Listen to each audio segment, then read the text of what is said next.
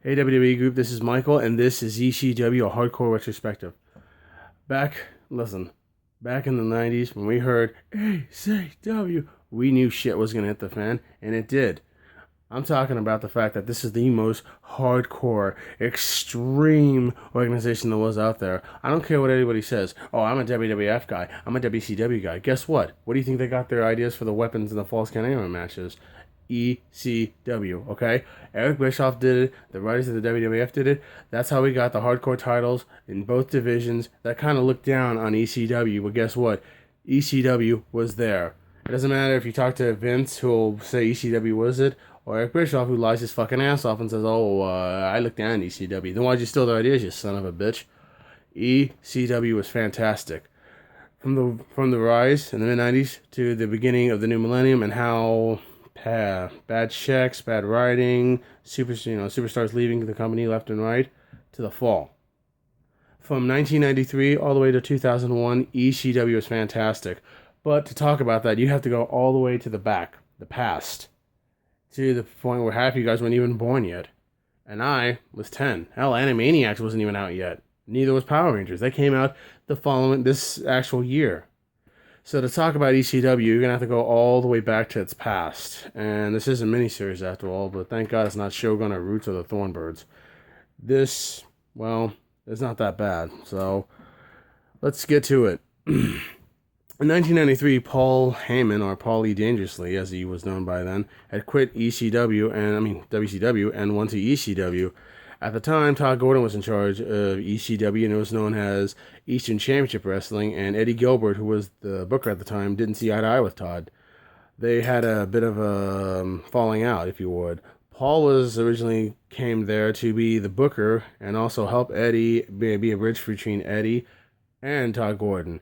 And at first, when he came in, he thought, okay, I can be behind the scenes. But Todd had told him, hey, we need you to bring back the Paulie Dangerously character. And Paul didn't want to be Paulie Dangerously. He felt that Paulie Dangerously died the moment he left WCW, because WCW was, he hated it. Basically, you might as well have joined the Taliban if you were going to work for WCW. I mean, they had deep pockets, but they hate, this is his words, by the way, not mine. Deep pockets, but you know what? It might cost you a piece of your soul. And in a sense, I never worked. This is his words, not mine. I never worked for the company, but we've all had jobs where we hated, the employers. Paul's case was Bill Watts, the legend Cowboy Bill Watts, who was in charge of WCW, and Bill apparently wasn't a people person. Yet he loved Tony Schiavone and he loved Eric Bischoff, but then again, Eric Bischoff was a natural born ass kisser.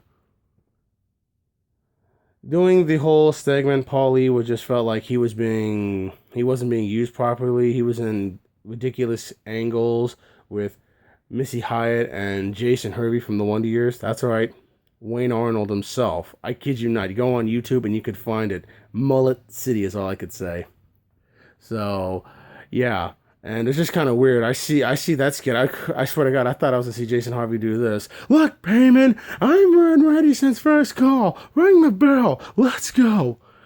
Which is sort of a knock on his Pee Wee Herman Big Adventure role, which is a classic. And, Jason Harvey, thank you for that. But to me, I just felt that the early 90s, besides Sting and Flair, everybody else was just a schmo. Scotty Flamingo, Johnny B. Bad was Marvelous Mark Merrill. Dear God, who wrote their gimmicks?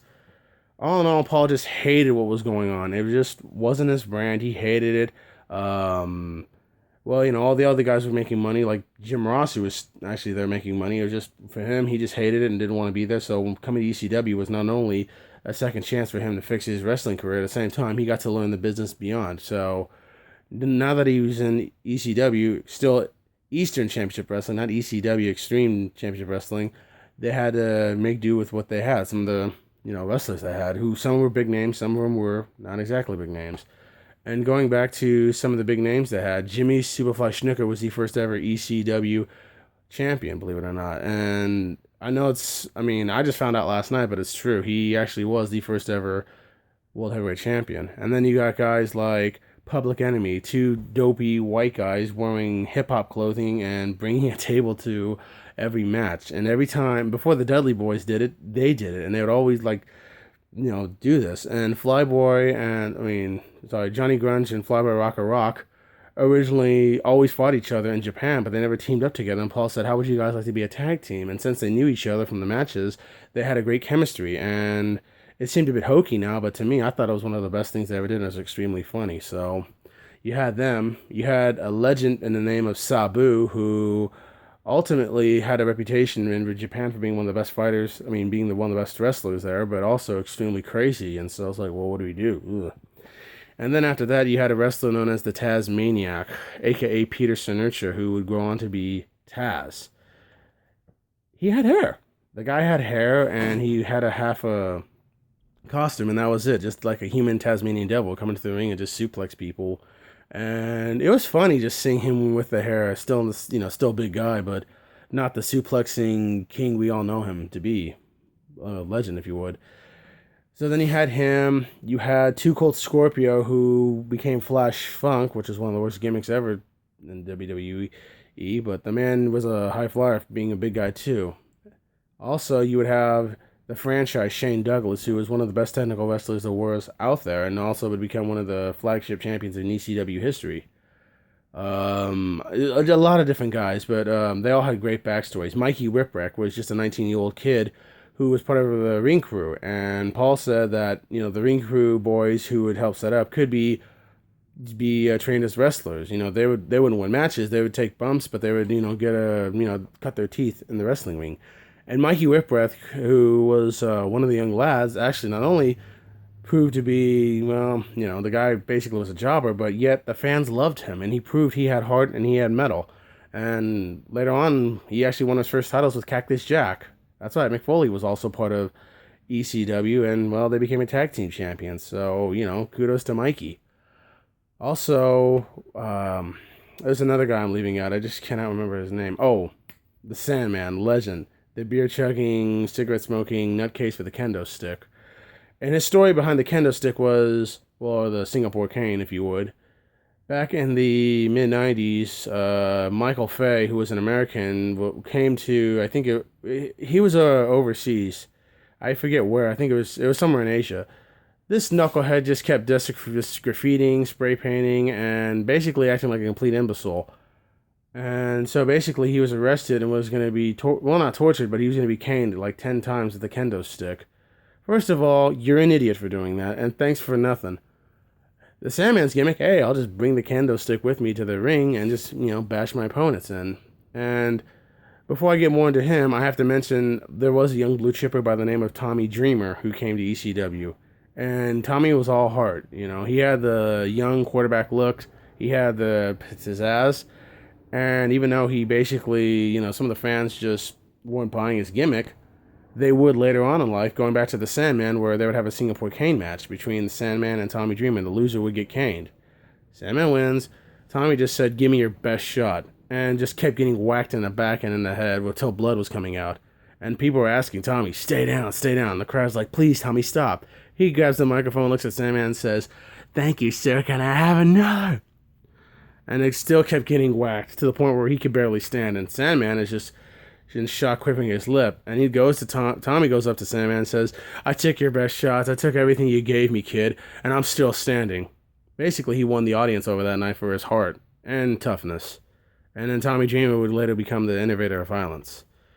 Later on, they would have Raven and more of the they would have more of the legends coming on, but in the early days, they really didn't have much of a budget. They were happy to get some of the guys who were booked to come over. And the fact that the ECW arena was the ECW bingo hall, just a basic hall-in-the-wall bingo hall. But it became the ECW arena, and the point where the fans would still come in. It didn't matter. They loved it. The WWF was kiddie-friendly oriented, and WCW was the same thing, kiddie-friendly oriented. The whole ECW arena being filled with guys from their late 20s all the way into the 40s is because they wanted to see pure wrestling. They didn't want to see this, kiddie monstrosity. They didn't want to see Atom Bomb or Doink. They didn't want to see Johnny B. Bad. They didn't want to see, just all this, all the stuff that was just aimed for kids. They wanted to see, good old-fashioned wrestling, and they did. They even had guys who would come to the ring every single time, like the guy in front row, or Hat Guy, as RVD would call him. He would be there along with some of the other guys. They would be there in that small arena with no air conditioning. It's muggy, it's hot, and it's sweating, but they're eating up all the matches and they love it.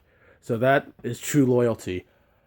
Also, they were going to crown, going back to one of the first ever events they did, it was Taz and Shane Douglas, and I cannot remember the third guy for the life of me, but it was a three-way dance to crown the first ever Extreme Championship wrestler, who would be the heavyweight champion. And it was a false count anywhere match, and oh wait, it was Terry Funk. I'm sorry, Terry Funk also was brought into ECW to help train the younger guys too, and he didn't mind, losing matches if he had to. All he wanted to do was just train the next generation of wrestlers. Like, oh, let me train him, let me train him, let me train him. So Terry Funk is a legend for that. Long story short, when the match is over, there was a time limit and nobody was pinned, and Shane gave a scathing interview, if you would, just basically saying, I came in here, I wanted to fight, you saw it happen, put Sherry, sensational Sherry saw it. I want you to put the belt over me right now, Todd Gordon, because I fought Sabu and I smashed his knee obliquely. And then Terry Funk, I hit you in the head and I beat you several times. And people thought, oh my God, it's the end of an era. Finally put the fucking Funk family. And then of course they're like, hey, you can't swear. I don't give a shit. You keep your mouth shut. You could fire me if you want to. You can thank me out of this territory, but I will be ECW heavyweight champion one way or another. And that's what it was, just pure animosity. That's how the wrestlers got on. Just anger, raw aggression, and that's how they would fight. And it was just awesome. These guys really could, tear a house down. It didn't matter if they had the best money or the best best money, the best budget, all these cameras, just a little doorway instead of a gigantic entrance and one commentator, which is Joey Styles. They were passionate about it. And it's rare days nowadays you see such passion and independent promotion. You have Ring of Honor, you have XPW, you have CZW, and then you would have in Sacramento we have a independent show as well. In fact, a person I work with, his name is Ron Rufio, and he's an independent wrestler, and he does regular matches and hardcore matches. And I ask him, why do it? And he says, because I love this sport. The money's not exactly great, but it's something I've always wanted to do. And my heart goes out to him. He's had 2 concussions, and he still doesn't want to go out with it. And I said, I will go to one of his shows one of these days. I just got to remember what the organization was. Going back to ECW again, as more and more time came on, they would do what they can. And ECW still had ties to NWA. And they wanted to get away from NWA. It's like, that's old mentality, with Nature Boy Buddy Rogers and Luthez and all the other old school codgers that kind of would look down at ECW, and they said, well, we want to branch out on our own. So they decided to do a tournament to have a new ECW champion. And Shane Douglas and Too Cold Scorpio were in the finals. And when it was all said and done, Shane Douglas won, and that's when he gave one of the best shoot interviews I've ever, well, I won't say pipe bomb or shoot interviews, it's basically him speaking from the heart. He goes to the ring with his championship belt, which looks like a glorified Intercontinental champion. It doesn't even look bigger than anything, just a little trinket. And he just talks about, from the Harley Races to the Dusty Rhodes to the Kevin Von Erichs to the Ric Flairs, I accept this championship. And then just changes his mind and just says, you know what? All these other guys here, there, Rick Steamboat, they can all kiss my ass. Throws the title right down and then just says, because I refuse to become a champion of an organization that died, RIP'd, 6 years ago. Whips out his ECW belt and says, I now proclaim myself as the new champion of ECW. And basically just says he's here to create a new empire, a new organization, the era of the franchise, the era of ECW. And backlash galore. Dennis Carluzzo, who was the NWA guy, almost had a heart attack just saying, it was disrespectful. He is the NWA World Champion, and he had no right to throw the belt down. Next day, Todd Gordon releases an interview and just flat out says, we're done with NWA. We are no longer Eastern Championship Wrestling. We are now ECW, Extreme Championship Wrestling. And we recognize Shane Douglas as our World Heavyweight Champion. So we are no longer affiliated with NWA. We are now officially our own brand. Okay, that's part one. Part two, I'll film tonight, and then I'll film the rest this weekend. Thank you guys so much.